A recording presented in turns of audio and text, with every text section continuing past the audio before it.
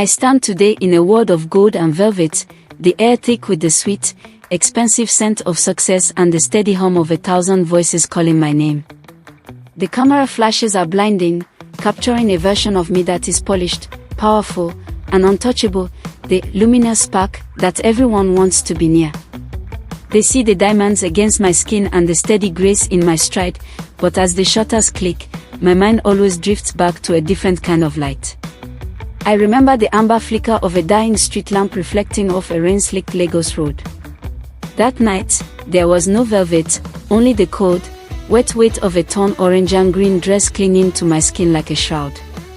My lungs weren't filled with the praise of a crowd, they were burning with a jagged, desperate air that tasted of iron and fear. In that darkness, I wasn't an icon, I was a girl running barefoot, my eyes wide and glistening with raw, unfiltered terror. I can still feel the vibration of the heavy boots behind me, collar turned, and the others, for shadows emerging from the mist with a silence that was louder than any scream. They didn't shout. They didn't hesitate. They just chased. People applaud the woman I am now, but they never saw the girl who had to die that night just so I could live. They celebrate my victory, but they have no idea that I had to escape twice just to make sure the world would ever know I existed. Before the world knew the woman who could command a room with a single word, I was just a girl with a heavy heart and a dream that felt too big for my small corner of the world. Growing up, my pockets were usually empty, but my mind was a gallery of what-ifs. I spent my days watching the city's elite glide by in their tinted glass cars, wondering if the universe had simply forgotten to invite me to the feast. I didn't have a godfather or a wealthy surname to open doors, I only had a stubborn, quiet fire in my soul that told me I was meant for more than just surviving the day. Then came the call that changed the tempo of my life. It was a professional opportunity that felt like a gift from the heavens, a prestigious position with a firm that promised to turn my raw drive into real power. When I first met the scouts, everything felt perfect.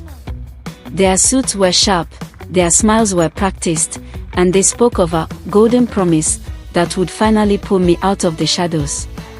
I felt like I had finally been chosen, like the struggle was finally behind me. I didn't see the cold calculation in their eyes or the way they looked at me like a product rather than a person. In my hunger to belong, I ignored the quiet voice in my head that whispered that things this perfect usually have a hidden price. The transition from the boardroom to the abyss happened in the time it took for a single boat to slide home. I had walked into that massive mansion expecting a signing ceremony, my heart racing with the thrill of a career-defining contract. The air was cool, smelling of expensive leather and old money.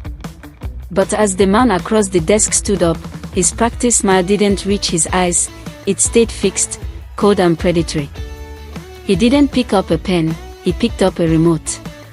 With a soft, mechanical click, the heavy oak door behind me sealed, and the window shutters descended like iron eyelids. The golden promise vanished, replaced by a suffocating silence.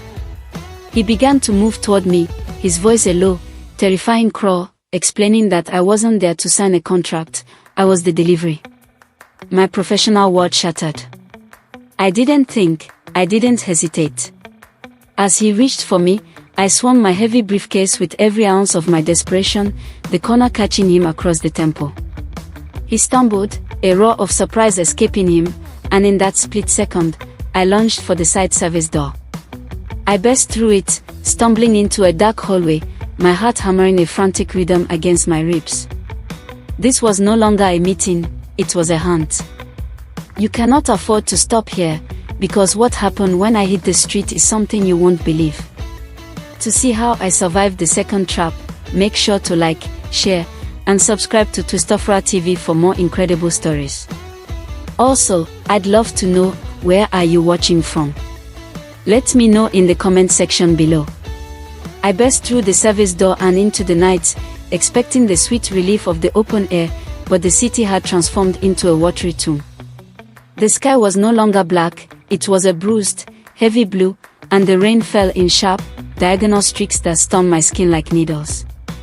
I stood there for a heartbeat, my chest heaving, my vibrant orange and green dress already heavy and dark with water. The silence of the street was absolute, broken only by the rhythmic drumming of the downpour against the pavement and the frantic thudding of my own pulse. Then, they emerged. From the shifting curtains of mist and the deep shadows of the alleyways, 4 figures materialized with terrifying synchronicity. They didn't run at first, they just stepped into the dim, amber glow of the streetlights.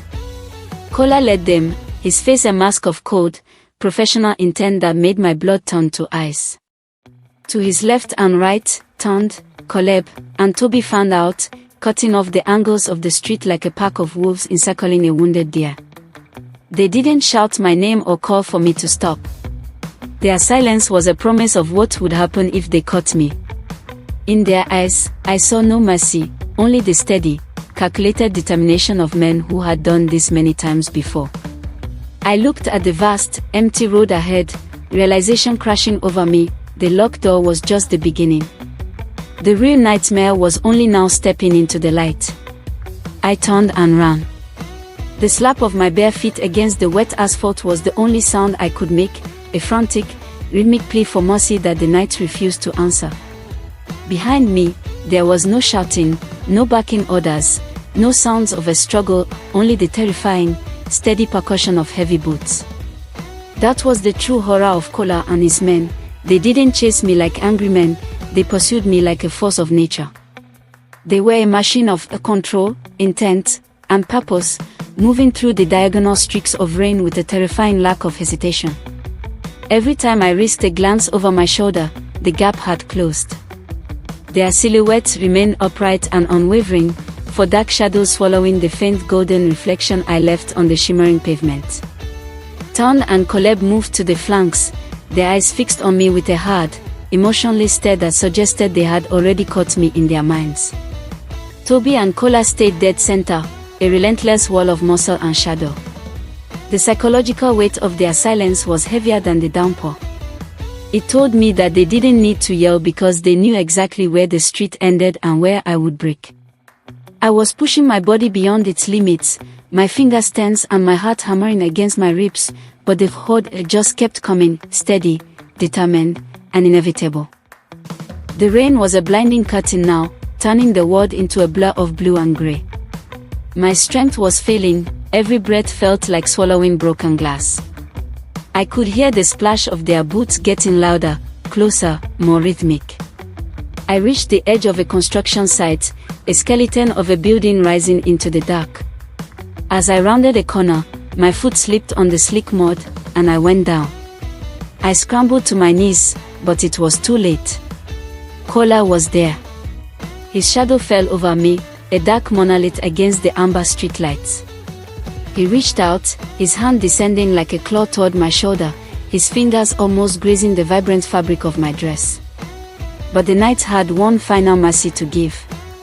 Just as his grip was about to close, a massive truck, hauling timber and blinded by the downpour, roared between us.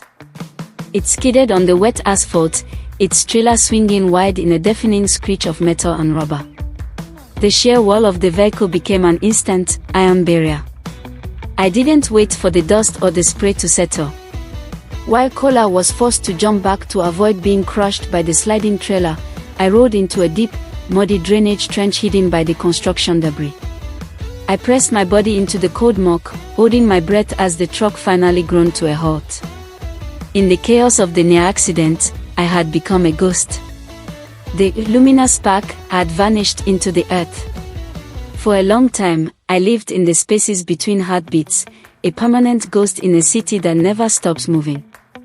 Lagos is a place that consumes the weak, and I had to learn how to be invisible just to keep from being eaten. I traded my vibrant orange and green dress for rags the color of dust and charcoal, blending into the soot of the bus parks and the grey concrete of the underpasses. I became a shadow among shadows, a girl with no name, no past, and no paper trail.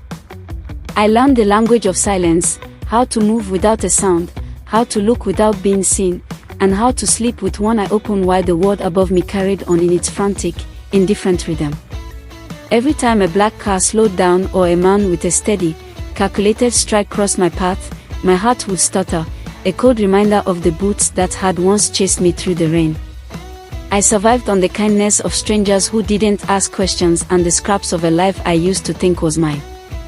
There were nights when the cold was so deep I thought my fire had finally gone out, but even in the biting darkness of the blue dark, I held onto the memory of the truck that had saved me.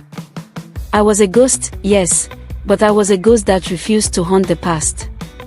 I was waiting, watching, and gathering my strength in the silence, knowing that even a ghost eventually finds its way back into the light. The mud of that drainage trench didn't just hide me, it baptized me.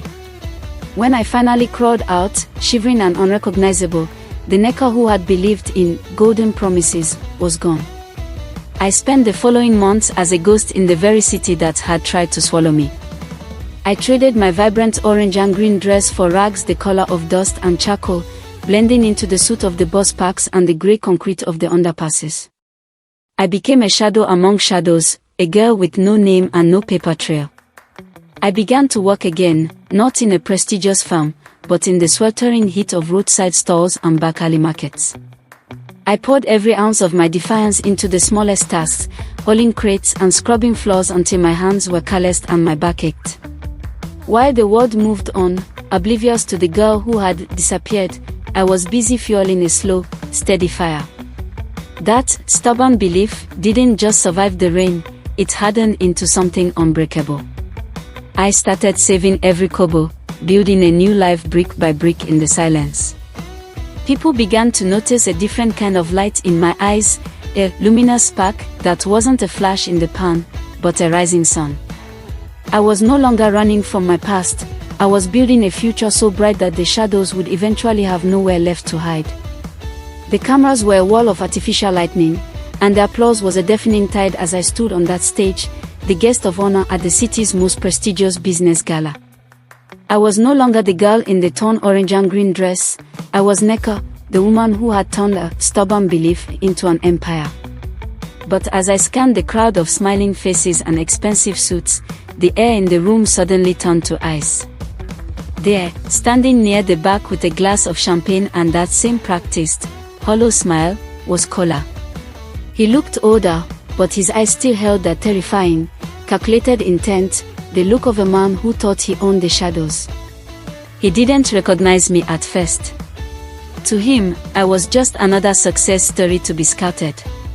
But as our eyes locked, I didn't turn away. I didn't run. For the first time in my life, I felt a power shift. I stepped to the microphone, my voice steady and cold, echoing through the silent hall. There are men who think they can erase a person in the dark, I said, my gaze pinning him to the spot. They think the rain washes away their sins. The color drained from his face as the realization hit him. The horde was gone, and he was standing alone in a room full of witnesses. I watched as the hunter finally became the hunted, trapped not by a locked door, but by the very light he never thought I'd reach. The silence that followed my words was not empty, it was the sound of a world shifting on its axis. As security moved in to lead Kola away, his shadow finally detached itself from my life, dissolving under the brilliant, unapologetic glare of the ballroom lights. The relentless four were no longer a nightmare, they were a closed case, a dark chapter in a book that had finally found its resolution. Justice did not come with the splash of a rain-slick street, but with the quiet, firm click of handcuffs and the absolute truth echoing in a room full of people who finally saw it all. Today, I no longer run. My feet are no longer bare, and my breath is no longer a jagged plea for survival. I have turned that luminous spark into a beacon for every girl who feels like a ghost in her own city. I returned to the streets where I once fled, not as a victim, but as a legend, a woman who proved that you can be haunted, you can be broken, and you can be erased, but if you refuse to stay down, you will eventually outrun the dark. My name is Neka, and I escaped twice so that no one else would ever have to escape again. I stand in the light now, not because the world was kind, but because I was braver than the night. I am no longer fleeing, I have finally arrived. The light in this room is bright, but it's nothing compared to the peace I feel knowing that my story is finally out in the open. I am no longer fleeing, I have finally arrived. I want to take a moment to say a deeply personal thank you to every single one of you who stayed until the very end. By listening to my journey, you've helped me carry a weight I once bore all alone in the rain. Your time and your attention mean more to me than words can express. If Nneka's resilience moved you today, please show your support by hitting the like button and sharing this story. You never know who might need to hear that they, too, can outrun their darkest night. Don't forget to subscribe to Twistofra TV so you never miss a chapter of these incredible African legends. Before you go, I'm still reading your comments. Where in the world are you watching this from? Drop your location and an emoji if you believe that light always wins in the end. Thank you for being part of my light. Until next time.